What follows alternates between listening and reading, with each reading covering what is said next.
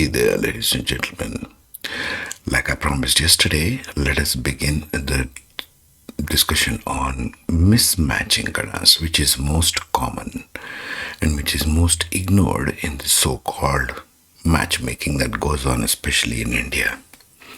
What could be the discord points and what could be the clash points in mismatching Ganas? And I shall take the extreme version of Deva Gana Rakshasa Gana in this analysis. Okay. Because as I see it, the Manusha Ganas are pretty neutral. First top level tier is the Dev Ganas, then Manusha, then Rakshasa Ganas. Okay. So the Manusha Gana being the middle person, they can go either okay kind of situation with Dev Ganas and okay kind of situation with Rakshasa Ganas. The Dev Gana and Manusha Gana are far apart in their positioning of propensity of what they desire within a relationship. Whatever is desired within a relationship, apparently, according to Jyotish Shastra, is all about moon placement. It's always moon that determines first, Mercury Venus next. So let us keep that as the basis and let us do the analysis first. Let us take her moon in Shravana Nakshatra in Capricorn. Remember, this is not necessarily the ascendant, it can be any house. Her moon is in Shravana Nakshatra. His moon is sitting in the seventh position from hers, that is in Cancer in Ashlesha. Now, Shravana Nakshatra is Devana, Ashlesha is Rakshasa Gana. This is the first type. Let us see what that kind of thing brings. This pairing is a listener who carries responsibility of meeting the feeler who coils with intensity. It is a bond where conscious awareness confronts emotional enmeshment, where partnership becomes a test of boundaries, trust, and psychological maturity. Right there, I would say this is not a desirable one, because one is constantly testing the boundaries of others. Shravana woman processes life through observation and comprehension. Remember, this is in Capricorn, just like Uttarashada, the other degrees. Capricorn moons are generally very slow to respond, very careful in observation, very careful in taking time to understand, whereas he wants intensity. Ashlesha man bonds through emotional fusion. He feels deeply, senses everything, and attaches with totality. The snakes intertwining. Ashlesha stands for the embrace. His strength is emotional insight. His danger is emotional entanglement. One is quick like the snake. One is very slow to move, like Capricorn actually stands as Makara Rashi, okay? Meaning in Vedic tradition, Makara means Capricorn, means crocodile, alligator. It is not the mountain goat as is portrayed popularly. Makara is Capricorn, so it sits quietly, always with the jaws open. Think of Capricorn as crocodile, not as a goat. They are very vicious when they can be provoked, but they will stand and wait their guard.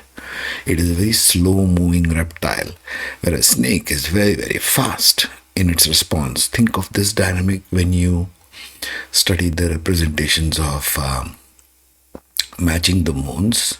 Think of the animal totem within each nakshatra and how the pairing actually would work. Okay?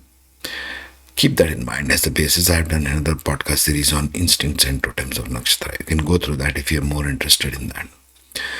So, sexual intimacy and dynamics. Deep, magnetic, psychologically charged, and slow burning.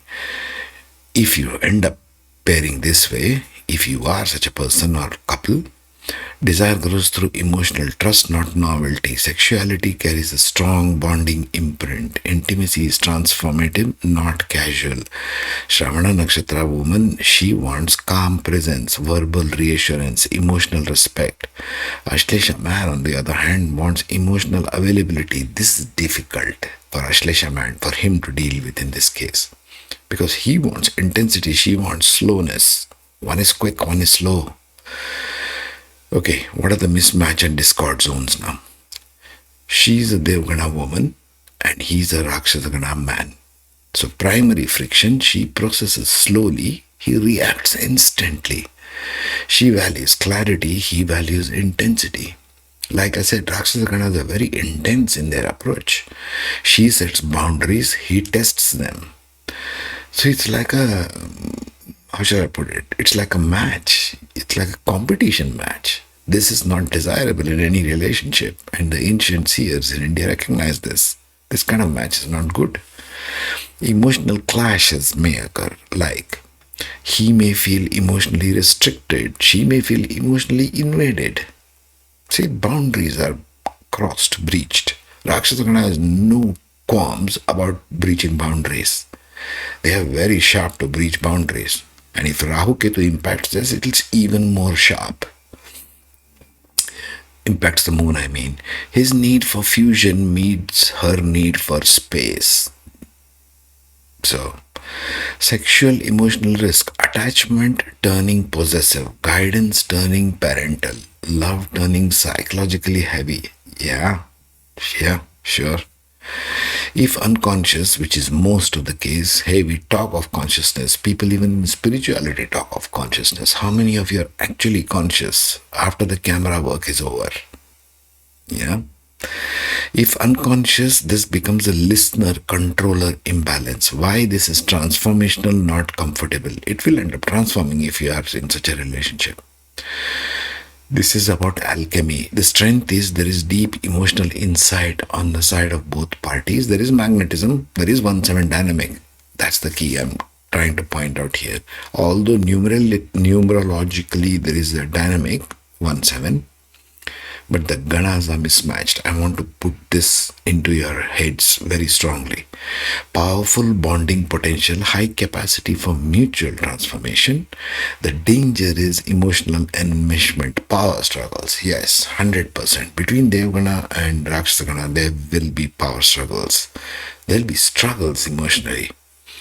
One is very emotionally raw and wants only physical intensity. Rakshasa Ganas are very tamasic in nature.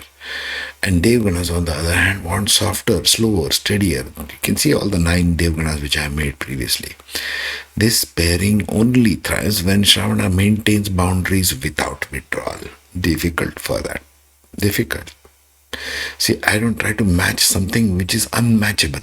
This is not a fancy tale. This is not a fairy tale where you dream of, Santa and, fairies with wings and Cupid and whatnot rubbish. Ashlesha practices emotional transparency without control. Not ideal for those who are seeking light romance, emotional ease. Like I said, the highest desirable potential in an intimate relationship is peace on both parties. It should be easy on both parties. If you are intense, like Rakshasagana, pick up another Rakshasagana with that numerological dynamic, which I'm bringing in cases here. Don't go for somebody softer. And if you're Devgana, if you're on the softer side, pick somebody softer. Not somebody who's rough and tough and wants it, BDSMs. It's not going to work for you. Light romance and emotional ease are at risk in this relationship, non-attached partnership. Let's take another one in this, just to give it more grounding here. So now we have placed the man in Chitra Nakshatra, in Libra, the Libra side of Chitra, the first upadas. And she is still in Shravana Nakshatra, Moon. So what does this kind of a mismatch give? Chitra is Rakshasagana. This pairing is one of conscious listening anchored to disciplined purpose meeting aesthetic control seeking emotional equilibrium. See, it's trying desperately to match. I'm reading off the analysis. So it's trying desperately to be positive and trying desperately to be positive. Listening intelligence is what she brings. She's got restraint, Capricorn, responsibility to understand, moral awareness, disciplined containment, very slow to respond, very contained response, takes time. Shravana, Capricorn Moon.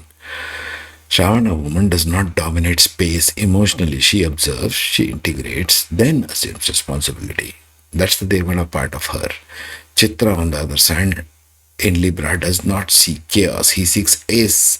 He seeks symmetry, refinement, Libra, and controlled beauty in relationships. There are masculine and feminine aspects, of course, but now I will take the risky keywords because we are trying to see the Gana mismatch, okay?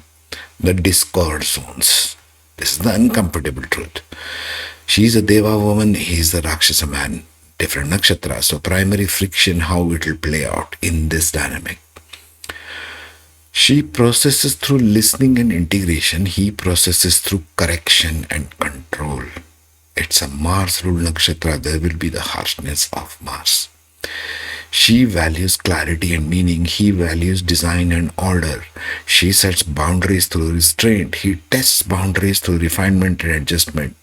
Again, Rakshasa Gana will try to penetrate the boundaries of the partner.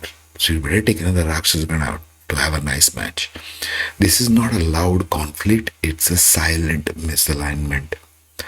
Emotional clash patterns. He may feel emotionally unmanaged when she observes instead of responding. He wants the response. And she's just observing quietly, and he might end up saying something like, "Why are you so quiet? I need a response." And now, Prashadana is fast in certain senses, especially Mars Nakshatra, Dhanishta Chitra, and Mercury are fast in their responses. His urge to improve the bond meets her need to let meaning unfold naturally. She listens to understand, he intervenes to optimize. This is the risks, big risks between Devagana and Rakshasagana. Sexual, emotional risk, harmony replacing vulnerability. Deva said it nicely. Guidance turning emotionally distant, desire becoming conditional on things feeling right. That is on her side. She waits for things to feel right and only then she will respond. Meanwhile, the guy has moved on, has 20,000 affairs with other women. Why? Because he wants now. Intimacy risk becomes an aesthetic but muted, where everything works yet nothing melts. There is no fusion, there is no bonding. Intimacy is about bonding on all levels, even Mercury and Venus. If unconscious, this becomes a listener architect. One hears deeply, other rearranges constantly. This way, this becomes instructional, not romantic. If you want to carry on a romance through life, not just the first 2 years of banging around, later, finish your honeymoon period. Let's see. Let's wait for another couple of years and see how it goes, kind of. That's the real test of any relationship, I would say. Strength, high emotional intelligence, strong capacity for social stability, mutual respect, ability to build long lasting Deva, well regulated partnership structures. There is an ability. Just because there is a potential doesn't mean it will happen. You got to pay attention to the signature of these nakshatras very carefully before you go on matchmaking spree. Danger is emotional politeness replacing intimacy, control disguised as balance. Listening without emotional disclosure. One is very cold. Chitra will come across as very cold to Devgana. Actually, it is not. It's the person seeking different things. Shravana allows warmth alongside wisdom, not just understanding. Chitra allows disorder alongside beauty, not constant correction. So, you might say this is conscious relationship. You might speak any number of volumes of, how this can work, how this cannot work, blah, blah, blah. It doesn't work like that in the pairing. You got to pay, even if the numerological aspects are matched, if the Gana is mismatched, you have a problem on your hands. Try not to do that to begin with. Otherwise, they will have to work a lot. Even if I start counseling them, they will have to work. I would have to go detail, natal, then Navamsha. Are you doing this kind of a thing with her? Are you doing that kind of a thing with him? So then it will require a ton of counseling. I'm just trying to short circuit the process, save a lot of trouble for you. When you're trying to understand a partner, because you're living together every day, morning till night, if this becomes a emotional mismatch, it becomes difficult for people to handle. They have other stuff going on. Come on. Relationship is not the only thing going on in people's lives. They have work pressures, bank balance to think, put food on the table. Who has got time to worry about such things, isn't it? I will see you in the next one. Take care.